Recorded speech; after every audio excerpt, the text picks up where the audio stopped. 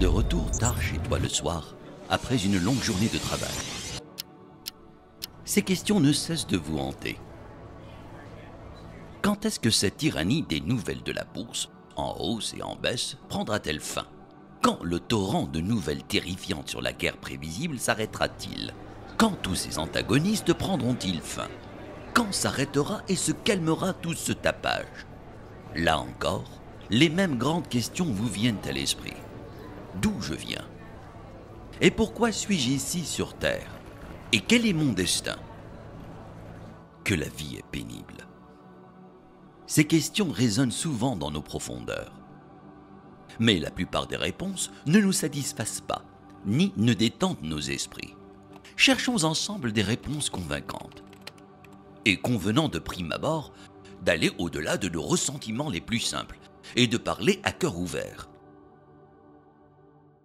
Lorsque vous êtes entré dans votre bureau le matin, après de longues vacances, vous avez trouvé le bureau bien rangé et votre tasse de café du matin était toujours aussi chaude que vous l'aimiez.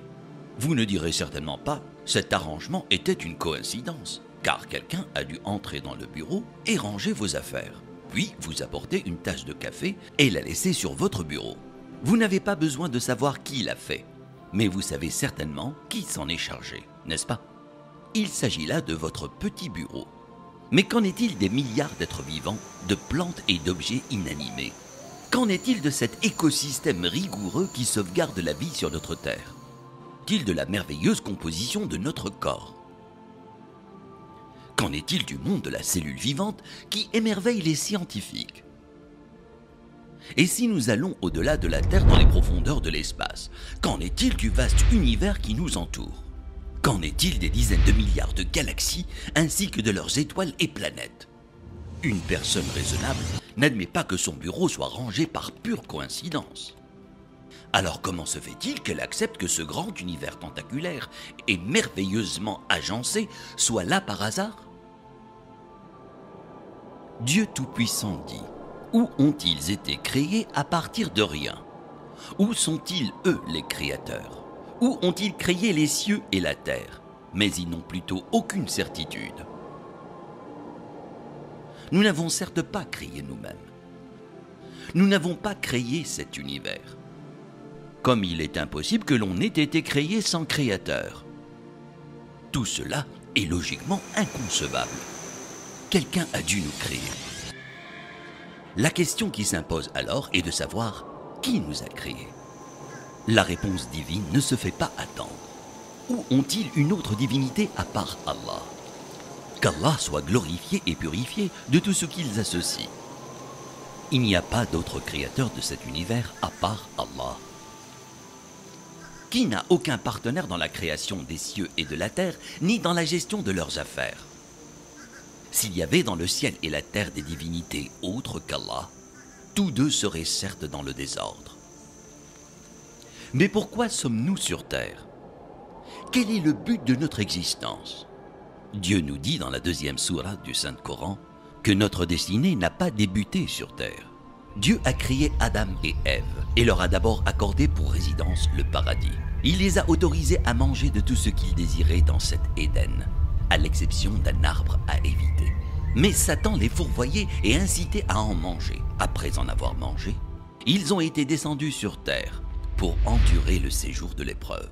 Les événements au paradis étaient une leçon pour les humains, afin qu'ils sachent qu'ils doivent obéir à leur Seigneur dans tout ce qu'il commande et interdit. Et pour savoir que Satan est leur pire ennemi, dont ils doivent éviter les pièges. Sur terre, Dieu nous a montré que le vrai but de l'existence est de l'adorer lui seul. Et je n'ai créé les djinns et les hommes que pour qu'ils m'adorent. Il s'agit là de l'épreuve à endurer. Quiconque passe cette épreuve retourne au paradis en récompense. Par justice et miséricorde divine, Dieu Tout-Puissant ne nous a pas laissé passer l'épreuve à l'aveuglette, mais il nous a donné des instructions claires pour nous aider à réussir. Dieu nous a envoyé des messages comme guides et informateurs qui ont appelé à adorer Allah unique, sans père, partenaire ou fils. Chaque messager a été envoyé à son peuple avec un miracle temporaire que personne d'autre ne pouvait voir. Le miracle de Moïse, que la paix soit sur lui, était le bâton et de scinder la mer en deux moitiés. Quant à Jésus, que la paix soit sur lui, son miracle était de ressusciter les morts et de guérir les malades par la volonté du Seigneur. Et puisque Mohammed, paix et salut d'Allah sur lui, était envoyé à tous les humains depuis jusqu'au jour de la résurrection, Dieu lui a donné un miracle éternel, qui est le noble Coran, et a défié les humains d'en faire autant. La caractéristique la plus importante du Coran est qu'il est la parole de Dieu, le Créateur ultime, et qu'il est préservé tel quel, n'ayant subi aucune modification ni altération. C'est un livre qui s'adresse à vous. Oui, à vous. Et c'est pourquoi vous ressentez la paix et la sérénité en le lisant. Et qu'entre ces lignes, vous retrouvez votre âme, votre cœur et votre esprit. Le Coran n'est pas seulement un texte spirituel, mais c'est aussi un livre qui réalise un parfait équilibre entre l'âme et le corps. Il définit en même temps les rituels que le musulman accomplit pour son Seigneur et les caractéristiques des relations interhumaines, de la cellule familiale la plus étroite au champ le plus large des connexions internationales, en passant par les diverses corrélations au sein de la société. C'est un livre directeur complet qui touche à tous les aspects de la vie. C'est alors que se pose la question suivante. Un arabe analphabète qui vivait dans le désert il y a 14 siècles, peut-il inventer tout cela de lui-même? Si vous êtes attristé par les conflits, les guerres et les crimes, sachez que Dieu Tout-Puissant est juste, sage. Il est impossible que la justice divine place à égalité les bienfaiteurs et les malfaiteurs. Il est impossible que ceux qui ont réussi l'épreuve et ceux qui ont échoué soient sur le même pied d'égalité. C'est pure absurdité. Et Dieu en est certes exempt. Dieu a établi un jour pour les comptes et les récompenses, qu'il a appelé jour de la résurrection et de jugement, quand les gens seront ressuscités de leur tombe. Dieu récompense le croyant qui obéit à ses commandements et lui accorde la félicité au paradis, et châtie le mécréant au feu de l'enfer. Mais personne n'entrera au paradis ou en enfer avant de reprendre ses droits spoliés et de rendre le droit à tous ceux qu'il a fait du tort. اليوم تجزى كل نفس بما كسبت لا ظلم اليوم.